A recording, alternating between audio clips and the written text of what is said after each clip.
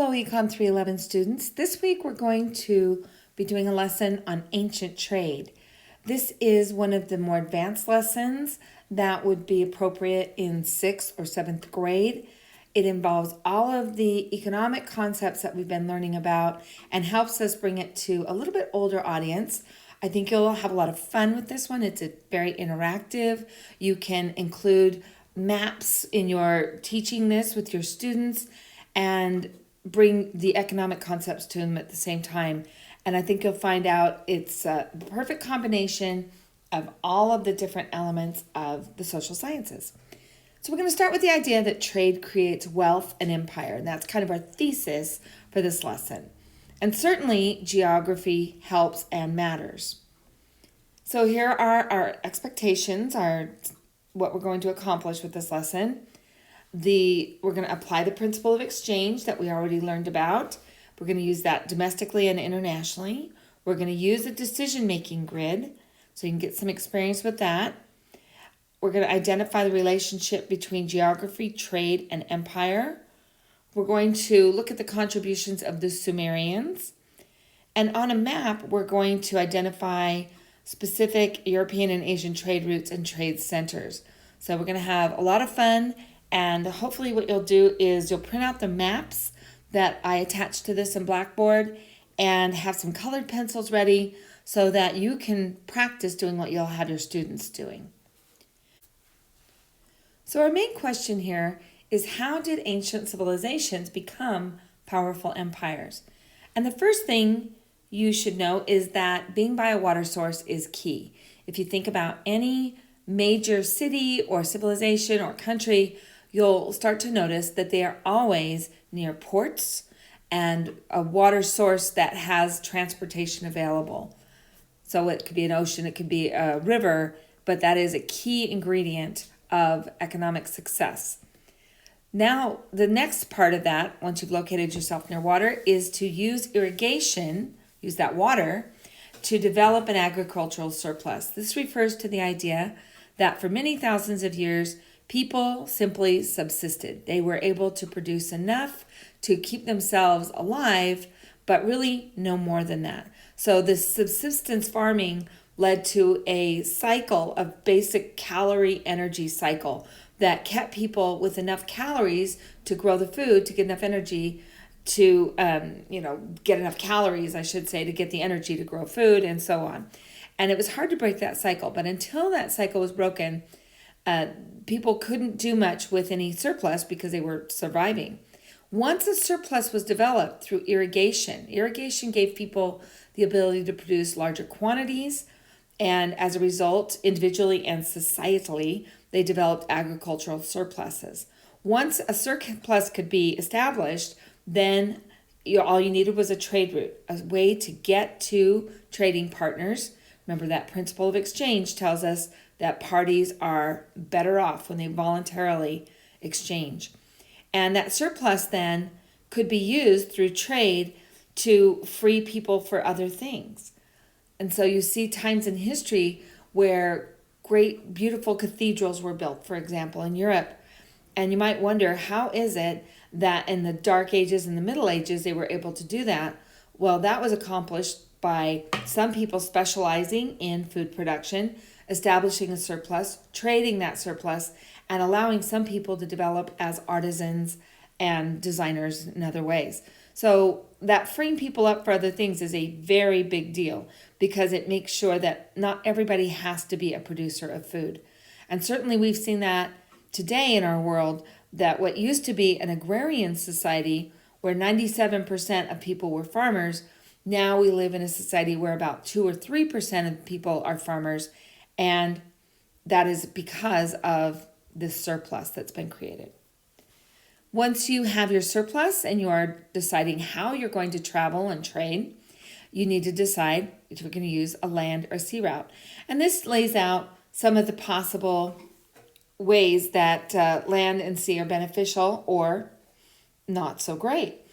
With land, the advantages of traveling by land were that you could carry small luxury items and keep them safe and concealed.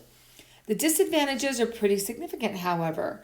The land route is expensive because traveling by land requires that you take all kinds of things with you. You have to take your home with you. You have to take food and ways to gather and prepare food. And that's a very big process. When you don't know when you're going to get there or where you're going, you have to go very well prepared.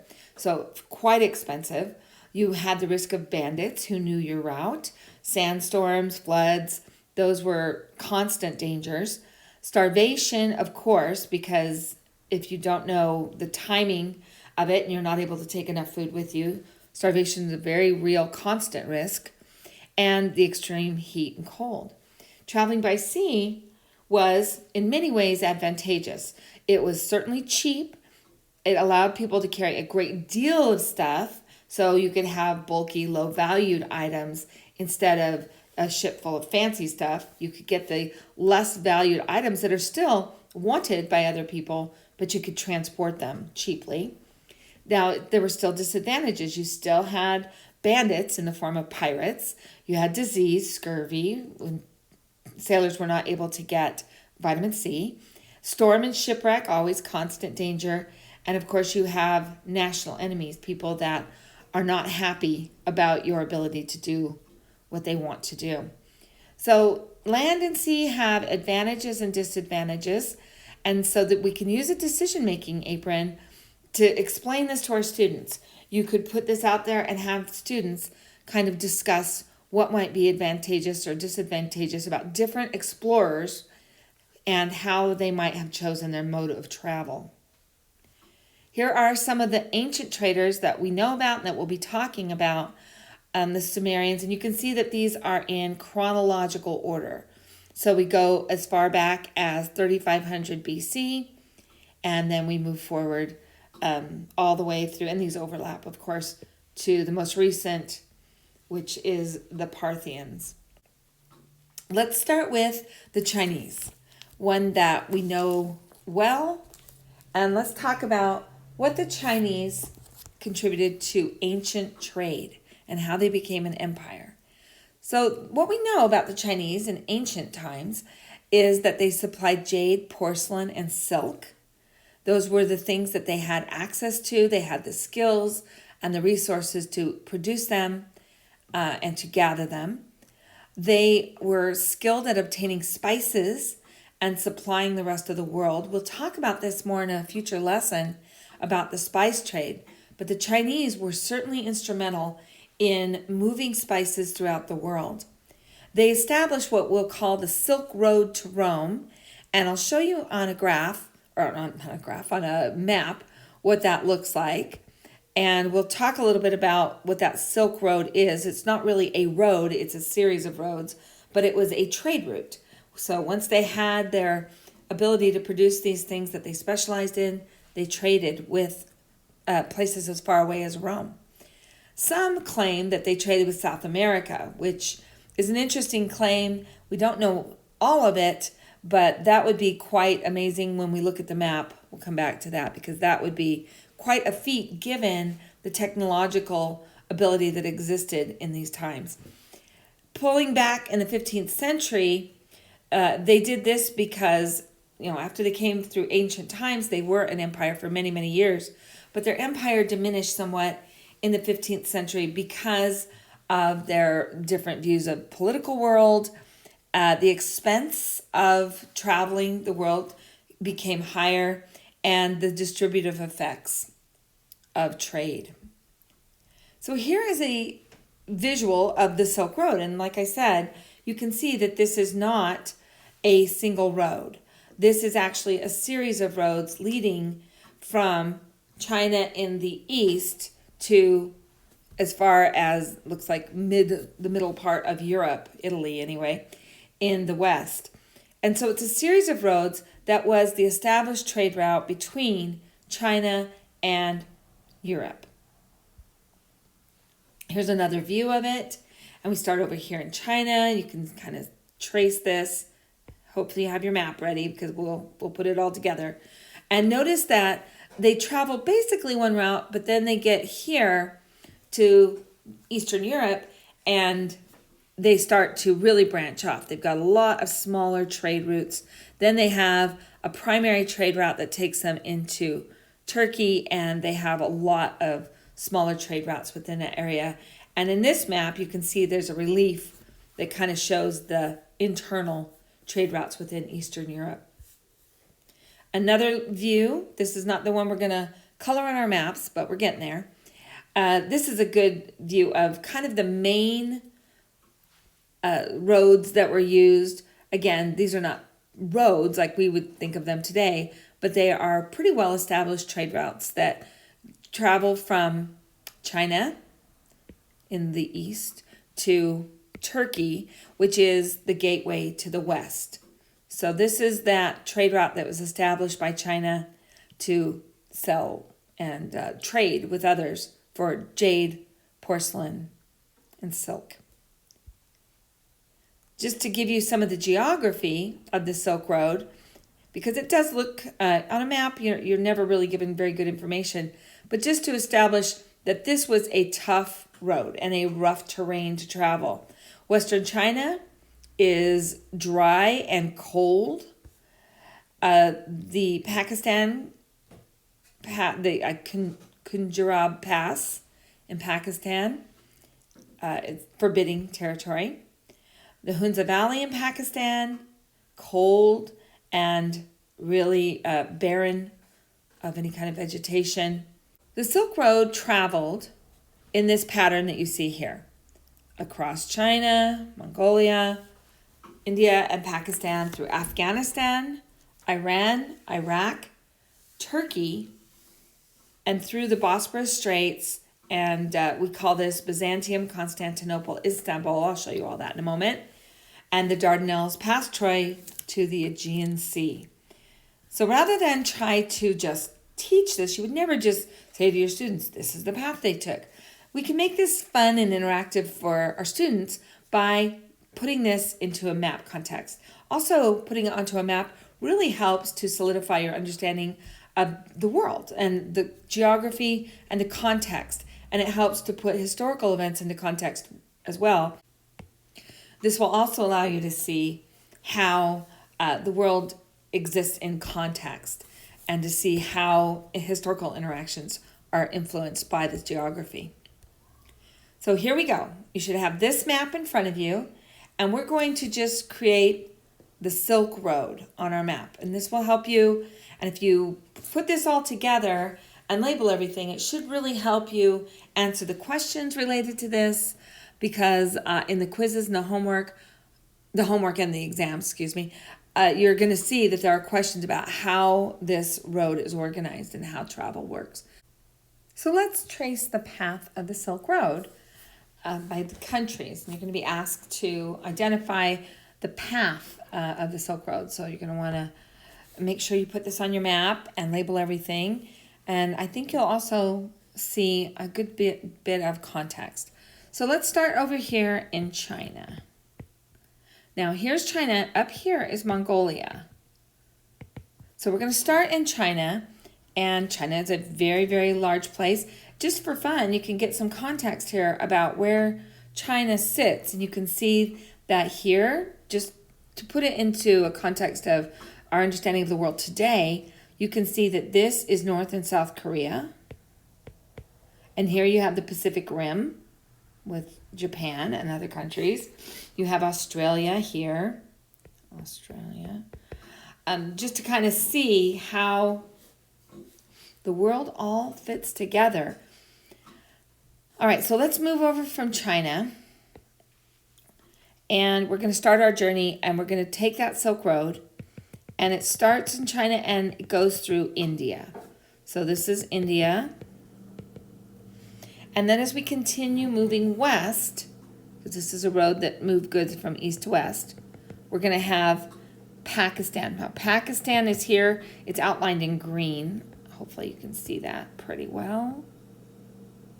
And on your map, what you can do is color it in, make it beautiful, all of that, label it much more clearly. I encourage all of those things. For your students, you might want a larger version of this map and talk to them about how countries are connected to one another and what their history might be. It's a great opportunity to have them see the world.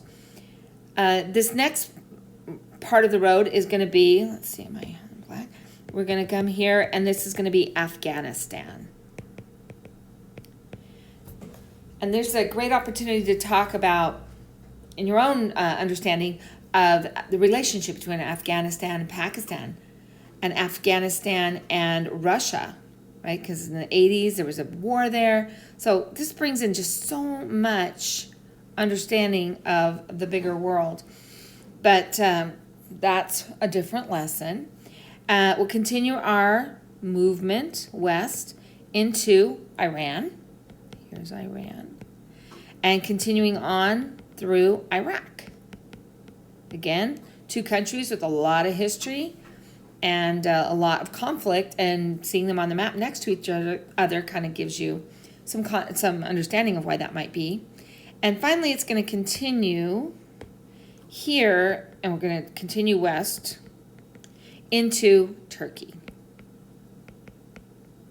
So our path goes, and you saw this on the previous slide, China through India, moving west to Pakistan, Afghanistan, Iran, Iraq, Turkey. And Turkey, it takes us to, and I'm just going to highlight this spot for you, the area right here, which is, I shouldn't have done it quite that much. This here is what we call, or what today is called Istanbul, but in other times has been called Constantinople. Before it was Istanbul, it was Constantinople. And before that, it was called Byzantium. In ancient times, that was what it was called. So all of those words refer to the same place, but what's significant about this spot is that it is the gateway to the west. It is how goods moved from east to west. So to get to Europe, it had to pass through this gateway when traveling by land, because these goods were moving by land, because in the time period we're talking about, sea travel really wasn't an option. So these were moving by land, which we already saw was a rather expensive way to do it, but it was pretty limited, the options. And so they traveled by land, and they had to get through this gateway. Well, this gateway is going to be an issue in the future, because as long as this gateway is open and the Ottoman Turks control it, and they're willing to let people travel through it, well, then markets can open up to Europe. So you can see, here's Europe, right? Here's Italy, right here, the boot, and Greece, and this is the Mediterranean down here. We'll get there in a moment. But here's Europe. And so, in order to get there, you have to travel through this gateway. And that becomes a critical gateway later as we're looking at trade expanding. But this is our Silk Road, the general path of it, moving from east to west. So let's go a little further in, and in our map you can see that we're going to talk about an ancient civilization called Mesopotamia. And you probably, at some point in your education, learned about this, and you probably have managed to completely put it out of your mind. But we want to make sure our students have a really good understanding of the ancient world and how it was organized, because the Mesopotamian civilizations had a huge impact on everything around us today. So we're going to start back in Mesopotamia, which literally means between the rivers. Meso, between the rivers. And the rivers it refers to are the Tigris and the Euphrates. So we've got the plateau of Iran, which we can see has been divided into today, modern day Iran, and then Iraq. And here's this area that sits between the rivers. So remember, we said civilization always springs up where there is a water source. The Tigris and the Euphrates are powerful rivers. They cover a lot of ground in that area. So it makes sense that this would be a prime area for a civilization to be established. Also, the Tigris and Euphrates produce a lot of water for crop development, and so it becomes a place to develop a food surplus. So Sumer is within that region of Mesopotamia. So here's another map view of it, and here's our region, Mesopotamia, the area between the rivers. And within that, you've got this little area called Sumer. It's here in red. You can see it on our map here. So here it is, this tiny little area. And this is literally between the rivers. And here is Sumer, and it sits, of course, in modern-day Iraq. The geography of Sumer is really important. Ancient Mesopotamia itself was an area that was so small. It was only about 300 miles long and 150 miles wide. And the ancient Mesopotamians built their cities between these rivers, which flowed into the Persian Gulf. And so the word Mesopotamia means literally between the land between the rivers. So here it is on our map. Here's Mesopotamia. So here is our Sinai Peninsula, the Arabian Peninsula here. Just kind of put that in a context. And here is modern day Iraq. And here's modern day Iran. And Mesopotamia is right about here. The Sumerians within the Mesopotamian region were the first farmers. And these were really important people because their developments really changed the world around them. So they were the first farmers. They had lots of rain, but they didn't have any irrigation naturally. So they used the rivers around them and developed levees and canals to direct the water and use it for irrigation. They constructed and maintained systems that would continue. So this was one of the first times that a group of people had established a civilization in one place with the intent of being there permanently. So they constructed these permanent systems that were going to work for many years to come. They domesticated animals, and they created a food surplus with their ability to grow food. And because of the surplus, it freed some people up to do other things, and some of them became artisans, and they produced beautiful pottery. The other thing the Sumerians did is that they produced excess grain and wool. There's that surplus, but they didn't have any metals, and they needed metals for farm implements, for all kinds of things, for instruments of war. And so they did what people do. They used the rivers as trade routes. They traded their surplus for the things they wanted.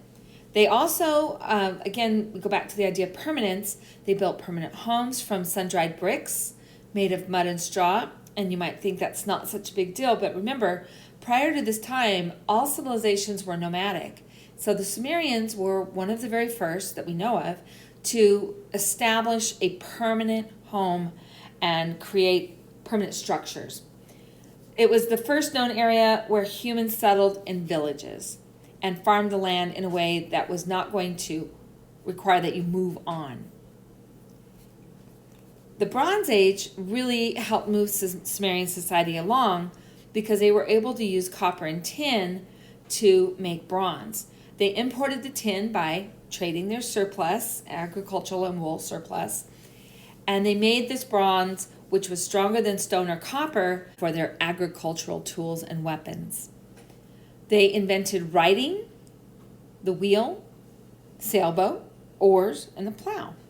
This is important. You're going to want to know this, that the Sumerians, again, being the first permanent established society, developed a way of communication in permanent form. So they invented writing, and they invented the wheel. So these things that we take for granted every day as part of society and culture everywhere came from this first permanent society. And so they were very inventive and looking for ways to make their permanence more workable, more efficient. So they also, of course, gave us the sailboat, the oars, and the plow because, again, they were looking for ways to expand their ability to produce and trade. They gave us the mathematical system based on 60. So if you ever wonder why we have 60 seconds in a minute and 60 minutes in an hour, you can thank the Sumerians. Next, we're going to look at another ancient society that we're familiar with today, the Egyptians. Egypt, geographically, can be found in northern Africa. So let me show you where we are here. Here's Africa. Here's the continent. I don't know if you can differentiate it very well. But here's Egypt. And let me just use a color to kind of show you where the continent of Africa is, because here's Europe, and then there's the Sinai Peninsula. So everything outlined here in dark blue and south is the African continent. So Egypt sits right at the northern tip of that. And geographically, it's important, or helpful at least, to see that they sit right on the Mediterranean, and which is, let's see if I can find a better color for our water. Here's the Mediterranean Ocean right here, or sea.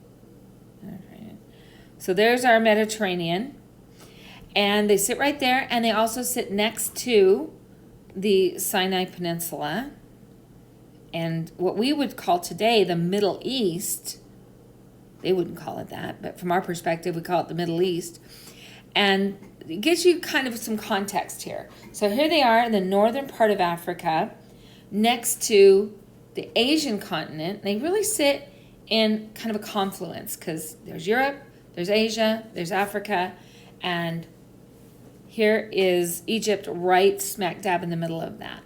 And also notice how close they are to the end of the Silk Road. So the Silk Road ends, here's Turkey, and the Silk Road has that gateway to the west right here at Istanbul. And so here sits Egypt. So here's a close relief picture of Egypt's geographical location and their trade. So Egypt, like many nations, traded by land. You can see that it was very common for Egyptians to establish trade routes to the south, but they also engaged in trade across the Mediterranean.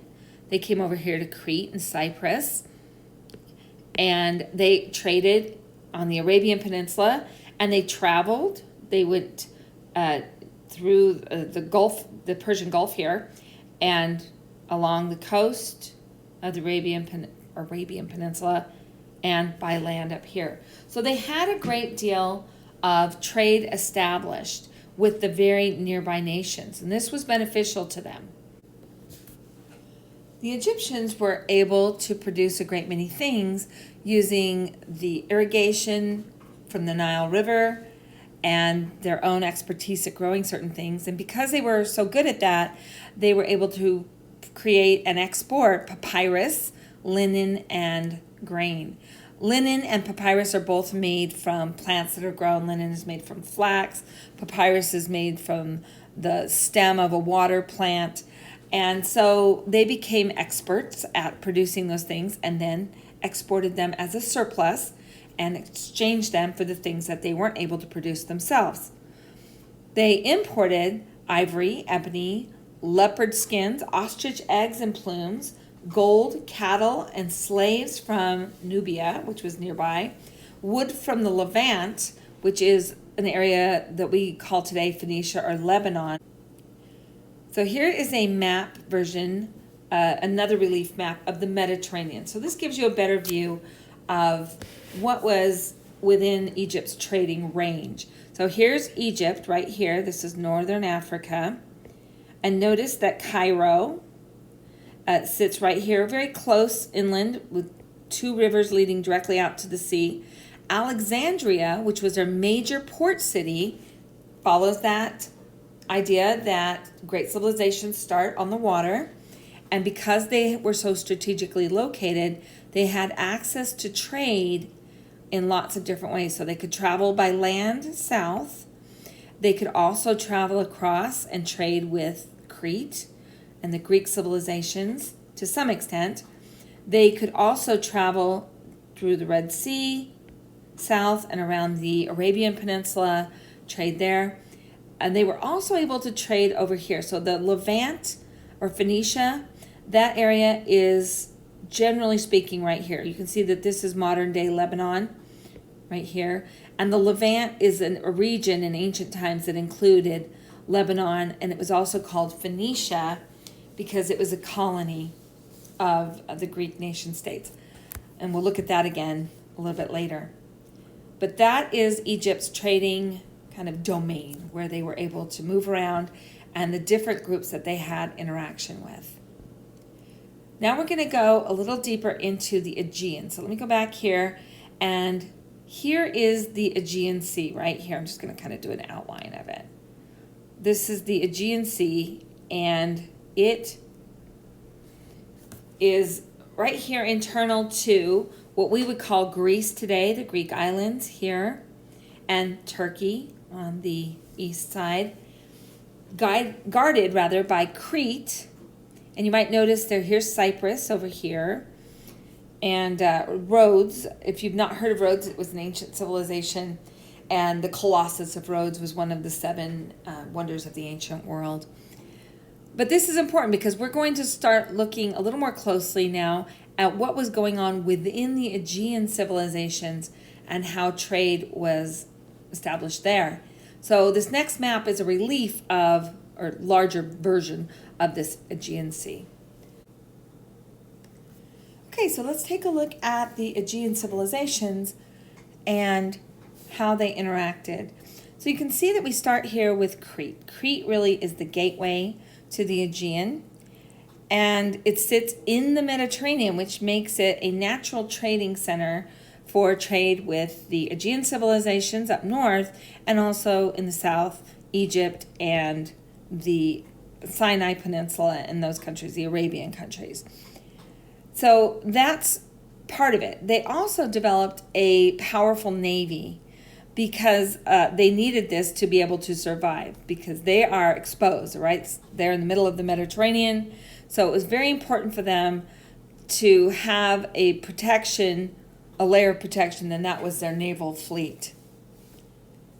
So we've got this in, let's put this in our map. Hopefully this map is something you've already printed, and to just kind of put this in greater relief. So what we're going to do is we're going to turn this map into a really good picture of this trade in the Mediterranean area. So just to kind of put this in context, what we already know, here is Turkey. So this is Turkey. Here is our gateway to the west. Remember Istanbul, Constantinople, or Byzantium. So that's that gateway to the west. Here is Egypt, and here's Alexandria, our port city. So here's Egypt to the south. So this makes this area here the northern coast of Africa, the African continent. Okay. And then you can see a few things. It's pretty easy to recognize Italy. So we see Europe. We can also see this is that Greek civilization area here. This is the Aegean, A-E-G-E-N, extra vowels. And so as we're putting this together, you can see here's Crete. And let me see if I can use some color here. Here's Crete. And there it sits in the middle of the Mediterranean with the need for protection. And then here's Mycenae, and you can go through and label these just to get a better picture of this. This is Greece. And of course there's these many, many islands. And then in a moment we'll come to some others, but I think it helps to get a good context for this. All right, so let's talk about Gnosis, the Minoans. The Minoans are the civilization that existed on the island of Gnosis. Gnosis was known for a lot of their artistic endeavors. The bull dancers of Minos were quite famous. The civilization was a Bronze Age civilization, which means that they had to bring together different metals to make the alloy of bronze. And there's some dates here just to kind of give you some context for it.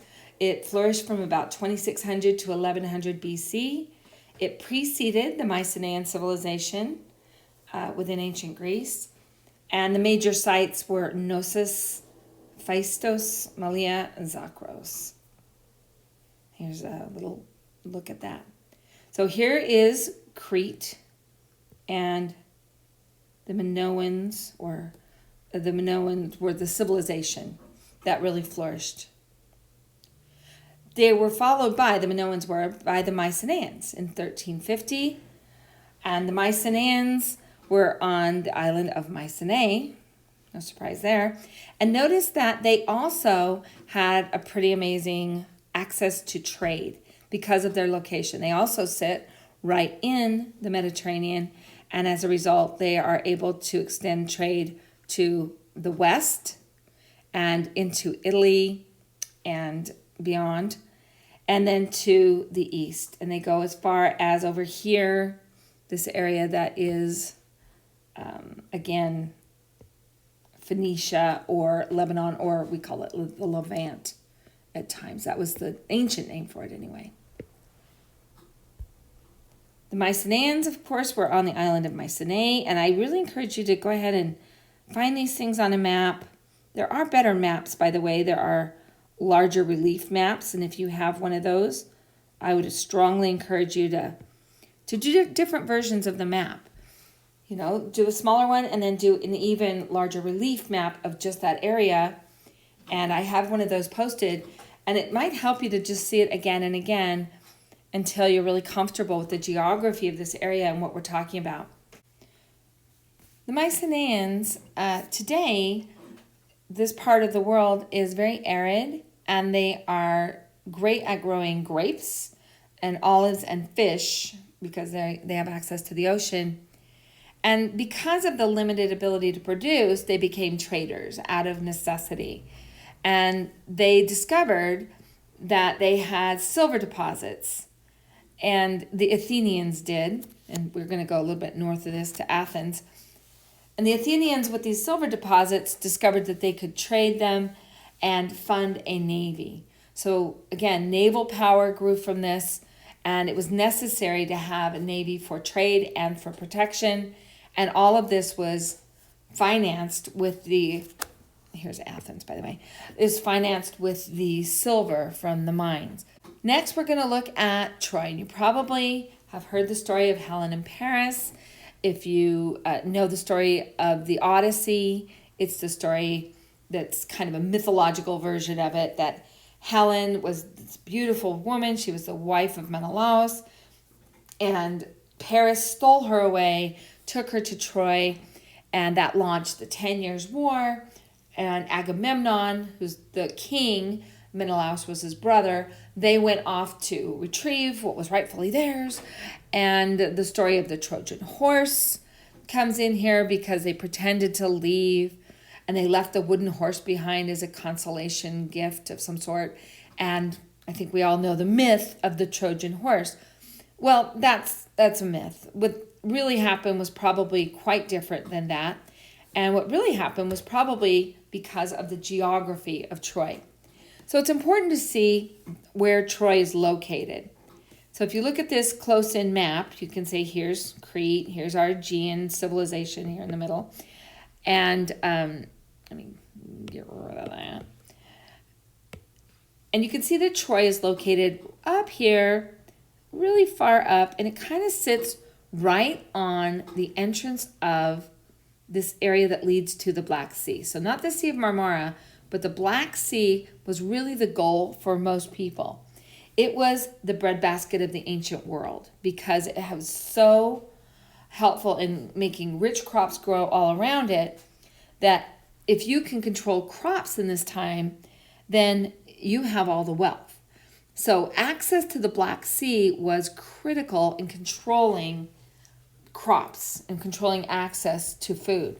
That made Troy very, very powerful because politically they were the last stronghold. If you were traveling from the Aegean to the Black Sea for those rich crops, you had to get through Troy. So they were strategically located, and this battle over what was purported to be a woman was probably more likely a battle over access to the Black Sea and the resources that Troy controlled. So Troy, in our map, to put it into context, is going to be right, let me see if I can put it in red. Here it is.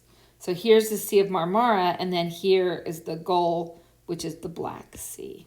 You really were looking for access to that. So think of all the civilizations that were trading in this basin here, and they really wanted to get to that area of rich, fertile crops.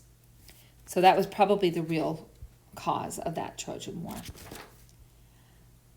The early Greeks, just to kind of give you a timeline, the Minoans control Crete. The Greeks then learned to make bronze and enter into this Bronze Age. The Mycenaeans followed the Minoan civilization and were able to trade bronze, pottery, and wine, and olive oil for tin, copper, ivory, linen, papyrus, and rope, the things they didn't produce. And as we've already talked about, civilizations near them were producing those things. Athens specifically was a territory within Greece. They were a city-state, and so they were politically their own unit. But the Athenians could not feed themselves, so they exported what they could produce, which was olive oil, wine, and pottery, and in exchange they got grain from Russia and timber from Macedonia. And these were trade arrangements that made both parties better off. Athens was the largest importer of grain in the ancient world because they didn't grow any of it themselves. So they were fully importers of grain. And the Athenian fleet, remember they had that fleet that was financed by the silver mines, it determined their supremacy, their military supremacy, and they were able to pay for it again by trading the silver as a precious metal. So here's Athens and their relative proximity to the other civilizations. So they sit here on the ocean. Of course, they're going to need a military fleet. And they, again, have that dry, arid land that doesn't produce very much. So they had to become traders, and they had to develop a strong military to protect them. And they also had to have a fleet that was going to get them to the Black Sea. So they had to be militarily strong and excellent sailors to make this trip to get access past Troy to the Black Sea. The Greeks had a lot of conflict with Persia, which was the area that sat nearby. To kind of put this in context, you can see that Persia's here, and they also border the Black Sea. And so there's a good deal of conflict here as both civilizations are trying to access the same resources. So you would expect military conflict in that situation. So Greece begins to colonize and to spread, and you can see in this close-up map some of those areas. Specifically, they had a colony of Phoenicia. And you can see here, if you go back to our main map, and we will in a moment, that over here is Phoenicia. Phoenicia, you can see it on the close-up map here.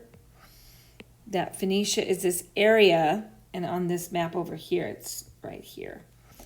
Phoenicia is the area that includes the cities of Byblos, Tyre, and Sidon.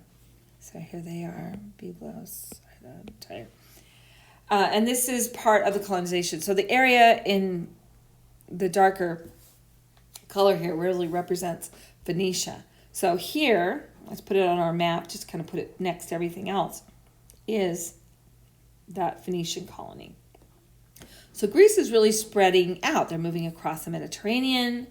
They're colonizing. This colony is Phoenicia. The Phoenicians are also known as Canaanites, the Lebanese, and the Carthaginians. So if you think about that, Lebanon, modern-day Lebanon, is also in this area. So this area, these folks were called Canaanites, the Lebanese, because this also encompasses Lebanon. The Carthaginians, because Carthage is a primary city within the Phoenician Empire, and they're called the Canaanites as well. They're the Phoenicians as well. The Phoenicians traded for 1,000 years. They really opened up that Mediterranean trading area. They used and traded timbers. And the timbers they traded were called the cedars of Lebanon. Again, go back to this area and remember that this is also called Lebanon. So the cedars of Lebanon were said to have been used to build the Temple of Solomon. So they supplied all kinds of civilizations with these cedars, and they were pretty widespread throughout the area. They produced large jars filled with wine and olive oil. Again, they were in that very dry climate that produced those things very well. They had skilled laborers because they had established a surplus and they traded, so they were able to free people up to do other things. And they became, the Phoenicians did, a distribution center for Egyptian goods, including papyrus, linen, and ivory. We get some words from them too. So remember that here they are, and look at their proximity to Egypt. So it makes sense that these would be trading partners. The Phoenicians, because they were cut off from the land to the east, they had to necessarily become masters of the sea. And they used their port cities to launch from. And at first they stayed close. They were trading for some copper from Cyprus and wool from Rhodes, all things that were very close to them. But eventually they developed the technology and the understanding of how to sail by night and out of sight of land. So again, go back to the geography here. And because they couldn't move to the east, they were landlocked. They didn't have friendly trade partners or neighbors to the east. So they were necessarily forced to trade out in the Mediterranean. So they did some trading. Here's, some of the close by areas. Here's Rhodes over here. So they were able to do that. They stayed within land. But as their technology developed, they became much more sophisticated and developed the ability to sail without having the land as their guide. So that's a pretty big change. The Phoenicians established colonies of their own, and Carthage was one of their primary colonies. Carthage, we'll show it on the map here in a minute, but let's put it here. Carthage is essentially right here in Phoenicia, expanded. They eventually sailed north. They went as far as Spain, Ireland, and England. They had a huge demand for metals as they were developing their society and weapons and implements for producing food. And so they needed gold, silver, and copper and tin to turn copper into bronze and iron. So they provided a market for the world to sell those things, and they were able to use them. Their most famous exports were textiles, and this was a new thing, brilliantly dyed textiles using the purple dye called murex. And this is a little sea creature that emits this purple dye. And this is the time where purple was so scarce and so valuable that it became the color of royalty. And today we still think of purple as a royal color because it was so hard to come by that it was just very, very rare. And there's a story in, again, the Odyssey of Agamemnon, the brother of Menelaus, the king, who set out the group on the journey, the Odyssey, to rescue Helen of Troy. Agamemnon comes home from the war, and this is, of course, the myth of it. And his wife, Clytemnestra, when he comes home, his wife is not happy, mostly because he's been gone 10 years and he came home with a mistress. So he came home with his mistress, and his wife laid out a purple carpet for him to walk on, deliberately having him insult the gods because purple was the color of the gods. And so the gods became angry and bad things happened to Agamemnon. So don't walk on purple carpets, I guess, is the lesson. So he's the brother of Menelaus. He rescues Helen, comes home, and he makes the gods very, very angry.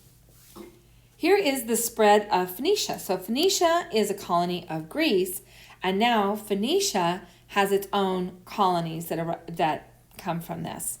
So here here's Carthage, and you'll notice that it is quite widespread all along the edge here. Here's Phoenicia over here and over here. And then some other areas of colonization.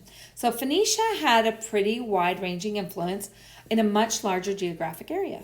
So you can see that they moved away from just North Africa, or Egypt rather, and expanded westward.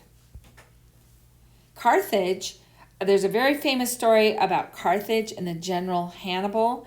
In fact, it came up in an earlier story in the class where we were talking about how history and geography and economics and civics are all linked to one another.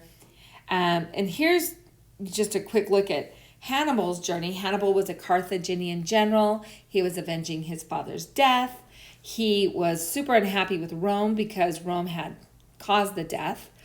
And so he wanted to sneak attack there. So here's Carthage, right? Carthaginian general. He's from Carthage, and he needs to get over here to Rome.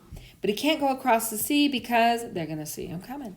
So he comes over here, and his people, of course, and they move along this pathway. They cross those Italian Alps using the elephants. Remember that part of it? And they come down and they sneak attack. And they actually have kind of a two-pronged attack here. And it's pretty brilliant militarily. It's pretty strategic and brilliant. But it's an important connection because history doesn't just exist in a vacuum. Hannibal's story happens because of the geography, because of the history, because of the politics, because of the economics. The Greek, by the way, I would encourage you as we're going through this to add each of these things into your main map. So you can put in the spread of Phoenicia, for example. You can put it here. You can have, just an indication. Of course, your map will be beautiful and perfect, and you'll incorporate all these things, taking your time with it, and label everything. It'll really help you see this in context. More look at Greek and Phoenician colonization. You don't have to put all this in your map, but you get the idea that here's Phoenicia, and here's Phoenicia and Carthage. Carthage, which is a expansion of Phoenicia, colonization. And you can see the Carthaginian influence right here. And this is Carthaginian sea space. That's how much influence they had. They actually controlled the sea around them to some extent. And it's just an interesting movement of people and power through the region. The next civilization we're going to look at are the Parthians. And this is modern day Iran. The Parthians controlled Iran, Iraq, Turkey, Armenia, Georgia, Azerbaijan. These are, of course, modern day nations. Turkmenistan, Afghanistan, Tajikistan, Pakistan, Syria, Lebanon, Jordan, Palestine, and Israel. So the area that we would today refer to as these was the area controlled by the Parthians, which is a really important part of the story because ultimately they controlled the Silk Road. And remember, we said the Silk Road only worked as long as whoever had access to it remained friendly to everyone around them and allowed them to use the road, particularly the gateway to the west. So the Parthians controlled the area that connected Rome in the west with India and China in the east. They controlled that gateway of Constantinople or Istanbul or Byzantium. So it's important to see that this area right here was controlled by the Parthian Empire. And that's going to play later into our story when we're looking at the spice trade, because anything that disrupts trade along that road is going to have some pretty severe consequences. As we come into the 7th century, a new religion begins, and the Prophet Muhammad was a trader. And so as he spread the religion of Islam, he also engaged in trade, which of course helped to spread the word. So by 655, Muslims control the Eastern Mediterranean trade as the religion spreads and as the trade is established. It controlled Egypt and its food supplies. So the Eastern Mediterranean, of course, includes that port of Alexandria. By the 9th century, it controlled the land and sea routes between Europe and Asia. And trade is really the primary thing that helped Islam to spread throughout the world, and certainly throughout that region much more quickly. So here's a look at how Islam spread, and you can see that it spread primarily in this area. And today, when you look at the world and you think there's a heavily dominant area of the world that has much more Muslim population, this is why, because it began there and it spread there very rapidly, and it was connected intimately to trade. Moving forward, we now have, we're looking at 1271 to 1295. Marco Polo begins his journey to travel to the east and to really explore the Orient. And Ibn Battuta, again, made a journey from 1325 to 1354. Both of these were instrumental in bringing back understanding of the Orient culture to Europe. And when these two travelers brought back their stories to the courts of Europe, then a whole new resurgence and interest in Chinese culture and the Eastern culture began. Granada was a stronghold in southwest Spain, and it represented, for the first time, some political stability. It was a Muslim culture center of culture, art, science, mathematics, literature, and philosophy. They really employed religious tolerance. That was a very big feature, and their famous citadel was called the Alhambra. So Granada stood for a time as a representation of Muslim culture and progress. I would encourage you to see where each of these things are located on the map, just to make sure that you have a really strong understanding of the geography. So I've offered my own version of the help here, so let me kind of walk you through this. Up here we have the Black Sea, and hopefully you remember the importance of access to the Black Sea. So here's let's see if I can make this work. The Black Sea is here. Here at the entrance to the western part of the United States, so not necessarily an entrance to the Black Sea, we'll get there in a second, but here, right here where this little star is, this is Constantinople or Byzantium or Istanbul. This is that gateway to the west. So here we have Turkey, this outlined in orange is Turkey, and this represents that gateway to the west, a critical thing if you're trading from east to west, and that'll come up later. If we move over here to Troy, we can see that right here, approximately, is where the civilization of Troy sits. Again, it has that control of the access to the Black Sea region, which is politically very, very important.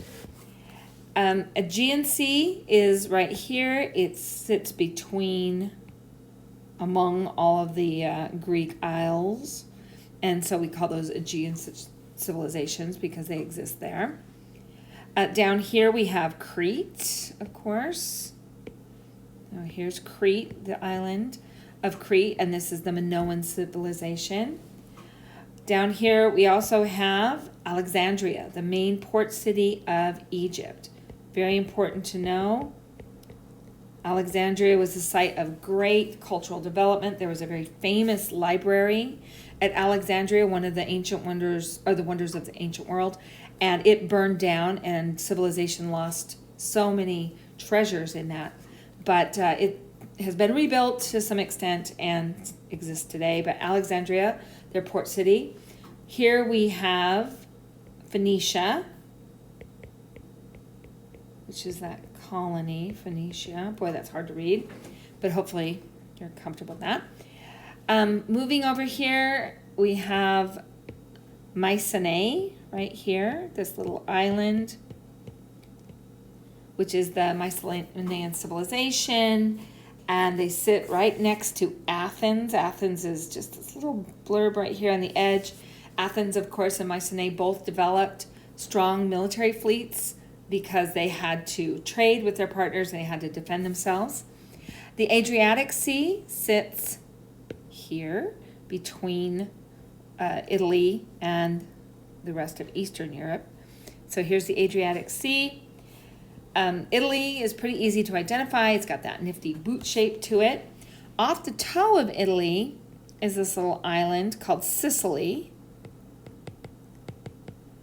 And again, a trade center. If you look at its geographic location, you can see that they had a lot to gain by engaging in trade relationships with the people around them once they developed a surplus. Here is Carthage, down here. This is Carthage.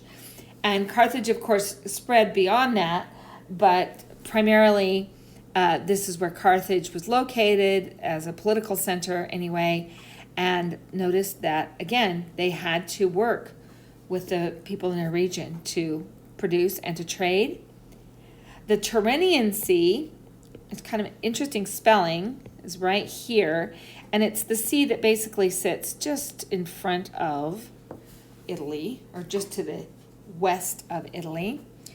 Within Italy, you're asked to recognize where a few things are. So Rome sits right here, smack dab in the middle of the country, kind of at the knee of the boot, if you think of it that way.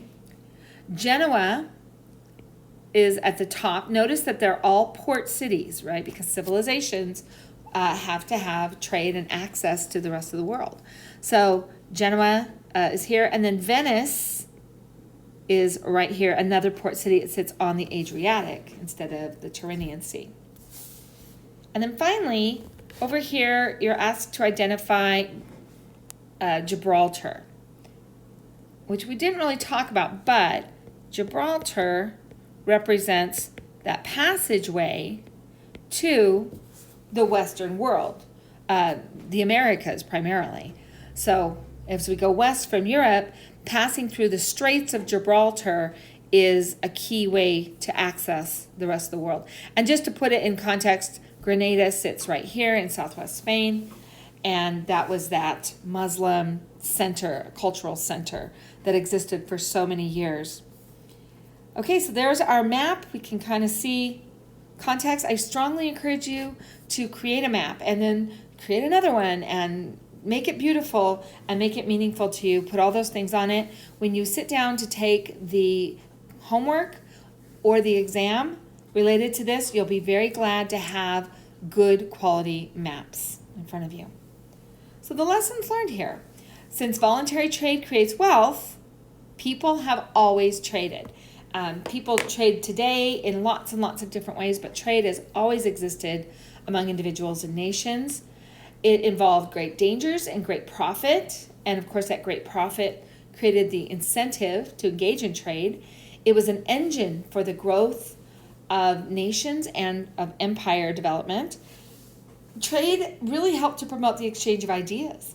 Buddhism, Islam, Christianity all traveled the trade routes. They were spread by the communication and that was involved in trade.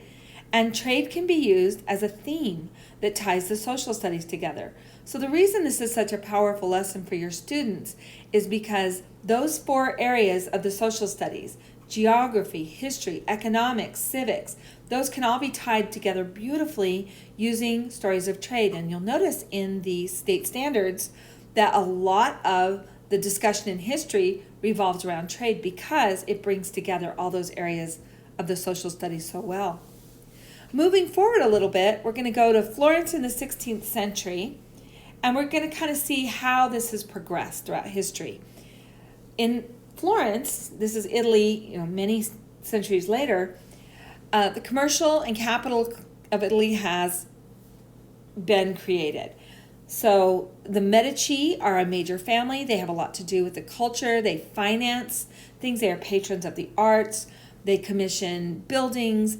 They have a lot to do with establishing government and culture in Florence. There are wool merchants and bankers. A more sophisticated financial system is developed.